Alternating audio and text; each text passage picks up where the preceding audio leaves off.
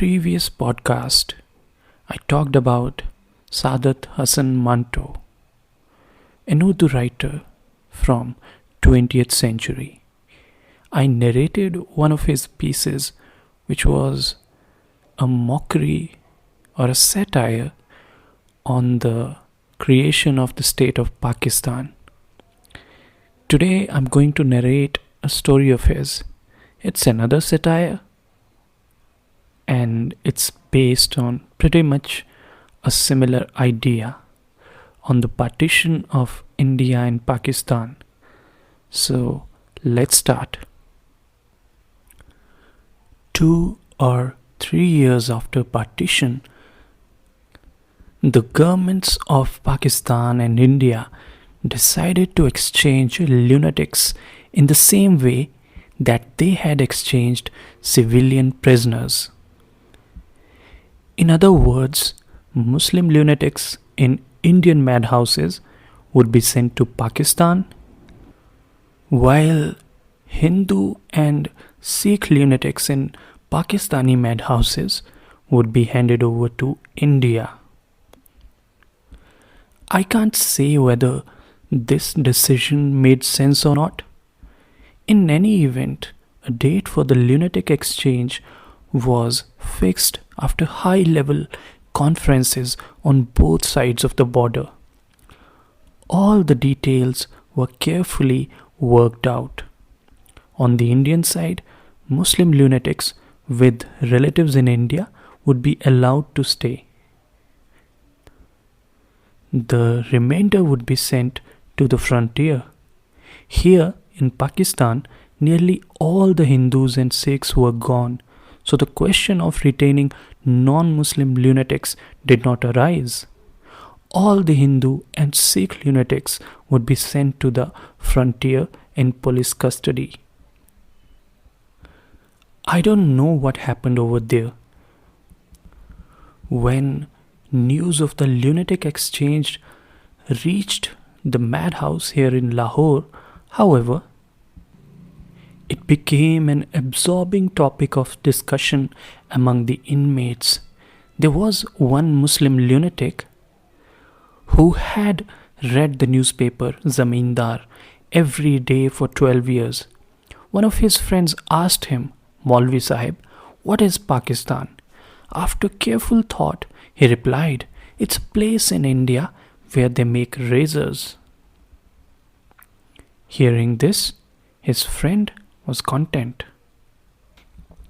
One Sikh lunatic asked another Sikh, "Sardarji, why are they sending us to India? We don't even speak the language." "I understand the Indian language," the other replied, smiling. "Indians are devilish people who strut around haughtily," he added. While bathing, a Muslim lunatic shouted, "Long live Pakistan," with such vigor that he slipped on the floor and knocked himself out. There were some lunatics who were not really crazy. Most of these inmates were murderers whose families had bribed the madhouse officials to have them committed in order to save them from the hangman's noose. These inmates understood something of why India had been divided, and they had heard of Pakistan, but they were not all that well informed. The newspapers didn't tell them a great deal, and the illiterate guards who looked after them were not much help either. All they knew was that there was a man named Muhammad Ali Jinnah, whom people called the Qaid-e-Azam. He had made a separate country for the Muslims called Pakistan. They had no idea where it was or what its boundaries might be. This is why all the lunatics who had not entirely lost their senses were perplexed as to whether they were in Pakistan or India. If they were in India, then where was Pakistan? If they were in Pakistan, then how was it that the place where they lived had until recently been known as India? One lunatic got so involved in this India Pakistan question that he became even crazier. One day he climbed a tree and sat on one of its branches for 2 hours, lecturing without pause on the complex issues of partition. When the guards told him to come down, he climbed higher. When they tried to frighten him with threats, he replied, I will live neither in India nor in Pakistan. I will live in this tree right here. With much difficulty, they eventually coaxed him down. When he reached the ground, he wept and embraced his Hindu and Sikh friends, distraught at the idea that they would leave him and go to India. One man held an MS degree and had been a radio engineer. He kept apart from the other inmates and spent all his time walking silently up and down a particular footpath in the garden. After hearing about the exchange, however, he turned in his clothes and ran naked all over the grounds. There was one fat Muslim lunatic from Chiniot who had been an enthusiastic Muslim League activist. He used to wash 15 or 16 times a day but abandoned the habit overnight. His name was Muhammad Ali. One day he announced that he was the Qaid-e-Azam Muhammad Ali Jinnah. Seeing this, a Sikh lunatic declared himself to be Master Tara Singh. Blood would have flowed, except that both were reclassified as dangerous lunatics and confined to separate quarters. There was also a young Hindu lawyer from Lahore who had gone mad over an unhappy love affair. He was distressed to hear that Amritsar was now in India because his beloved was a Hindu girl from that city. Although she had rejected him, he had not forgotten her after losing his mind. For this reason, he cursed the Muslim leaders who had split India into two parts, so that his beloved remained Indian while he became Pakistani.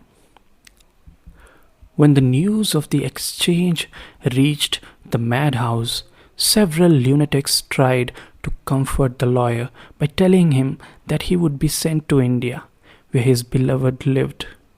But he didn't want to leave Lahore, fearing that his practice would not thrive in Amritsar. In the European ward, there were two Anglo-Indian lunatics. They were very worried to hear that the English had left after granting independence to India.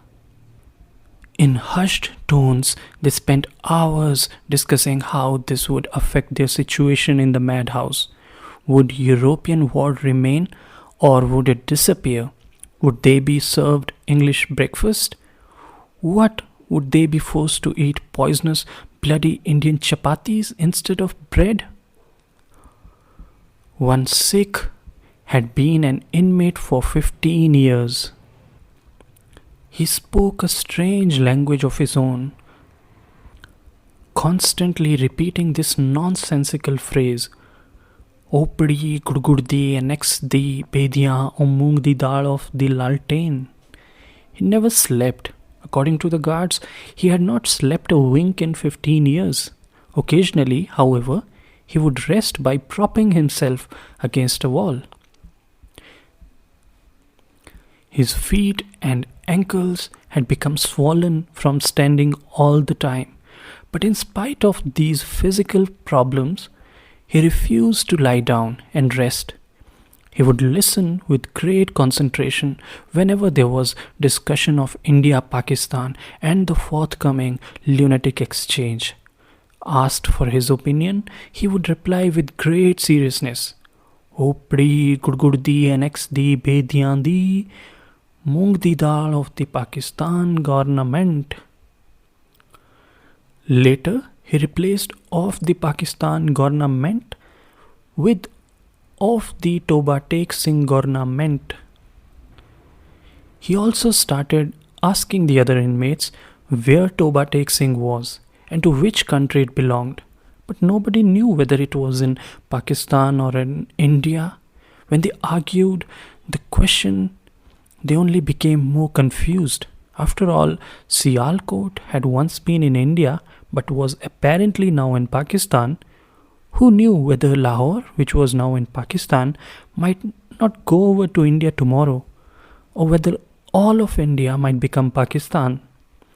And was there any guarantee that both Pakistan and India would not one day vanish altogether? This Sikh lunatic's hair was unkempt and thin. Because he washed so rarely, his hair and beard had matted together, giving him a frightening appearance. But he was a harmless fellow. In 15 years, he had never fought with anyone. The attendants knew only that he owned land in Toba Tek Singh district. Having been a prosperous landlord, he suddenly lost his mind. So his relatives bound him with heavy chains and sent him off to the madhouse. His family used to visit him once a month. After making sure that he was in good health, they would go away again. These family visits continued for many years, but they stopped when the India-Pakistan troubles began. This lunatic's name was Bashan Singh, but everyone called him Toba Tek Singh. Although he had very little sense of time, he seemed to know when his relatives were coming to visit. He would tell the officer in charge that his visit was impending. On the day itself, he would wash his body thoroughly and comb and oil his hair. Then he would put on his best clothes and go to meet his relatives. If they asked him any question, he would either remain silent or say, Opdi gudgurdi and di bediyan di mung di dal of the laltain. Bashan Singh had a 15-year-old daughter who grew by a finger's height every month. He didn't recognize her when she came to visit him. As a small child, she used to cry whenever she saw her father. She continued to cry now that she was older. When the partition problems began, Bashan Singh started asking the other lunatics about Toba Tek Singh. Since he never got a satisfactory answer, his concern deepened day by day. Then his relatives stopped visiting him. Formerly, he could predict their arrival, but now it was as though the voice inside him had been silenced. He very much wanted to see those people who spoke to him sympathetically and brought gifts of flowers, sweets, and clothing. Surely they could tell him whether Toba Tek Singh was in Pakistan or India. After all, he was under the impression that they came from Toba Tek Singh, where his land was. There was another lunatic in that madhouse who thought he was God. One day Bashan Singh asked him whether Toba Tek Singh was in Pakistan or India. Guffawing, he replied, "Neither, because I haven't yet decided where to put it." Bashan Singh begged this god to resolve the status of Toba Tek Singh and thus end his perplexity. But God was far too busy to deal with this matter because of all the other orders that he had to give. One day, Bashan Singh lost his temper and shouted, "Upadi gudgurdi anexti bedyan di moong di dal of the Waheguru Ji da Khalsa Waheguru Ji ki fateh jo bole so nihal Sat Sri Akal." By this, he might have meant, "You are the God of the Muslims. If you are a Sikh god, then you would have certainly helped us." A few days before the day of the exchange, one of Bashan Singh's Muslim friends came to visit from Toba Tek Singh. This man had never visited the madhouse before, Seeing him, Bashan Singh turned abruptly and started walking away. But the guard stopped him. "He's come to visit you. It's your friend, Fazluddin," the guard said. Glancing at Fazluddin, Bashan Singh muttered a bit. Fazluddin advanced and took him by the elbow. "I've been planning to visit you for ages, but I haven't had the time until now," he said. "All your relatives have gone safely to India. I helped them so much. Your daughter Roop Kaur." Bashan Singh seemed to remember something. "Daughter Roop Kaur?" he said. Fazluddin hesitated and then replied, "Yes, she's also fine. She left with them." Bashan Singh said nothing. Fazluddin continued, "They asked me to make sure you were all right. Now I hear that you're going to India. Give my salams to brother Balbir Singh and brother Wadada Singh, and to sister Imrat Kaur also. Tell brother Balbir Singh that I'm doing fine. One of the 2 brown cows that he left has calved. The other one calved also, but it died after 6 days. And say that if there is anything else I can do for them, I'm always ready. And I've brought you some sweets." Bashan Singh handed the package over to the guard. "Where is Toba Tek Singh?" he asked. Fazluddin was taken aback. "Toba Tek Singh? Where is it?" "It's where it's always been," he replied. "In Pakistan or in India?" Bashan Singh persisted. Fazluddin became flustered. "It's in India." No, Pakistan." Bashan Singh walked away, muttering, "Upar di, gudgud di, annex di, dhyan di, moong di dal of the Pakistan and Hindustan of the Fateh Muh." Finally, all the preparations for the exchange were complete. The lists of all the lunatics to be transferred were finalized, and the date for the exchange itself was fixed. The weather was very cold. The Hindu and Sikh lunatics from the Lahore madhouse were loaded into trucks under police supervision. At the Wagah border post, the Pakistani and Indian officials met each other and completed the necessary formalities. Then the exchange began. It continued through the night. It was not easy to unload the lunatics and send them across the border. Some of them didn't even want to leave the trucks. Those who did get out were hard to control because they started wandering all over the place. When the guards tried to clothe those lunatics who were naked, they immediately ripped the garments off their bodies. Some cursed, some sang, and others fought. They were crying and talking, but nothing could be understood. The mad women were creating an uproar of their own, and it was cold enough to make your teeth chatter. Most of the lunatics were opposed to the exchange. They didn't understand why they should be uprooted and sent to some unknown place. Some, only half mad, started shouting, "Long live Pakistan!" 2 or 3 brawls erupted between Sikh and Muslim lunatics who became enraged when they heard the slogans. When Bashan Singh's turn came to be entered in the register, he spoke to the official in charge. "Where is Toba Tek Singh?" he asked. "Is it in Pakistan or India?" The official laughed. "It's in Pakistan," he replied. Hearing this, Bashan Singh leapt back and ran to where his remaining companions stood waiting.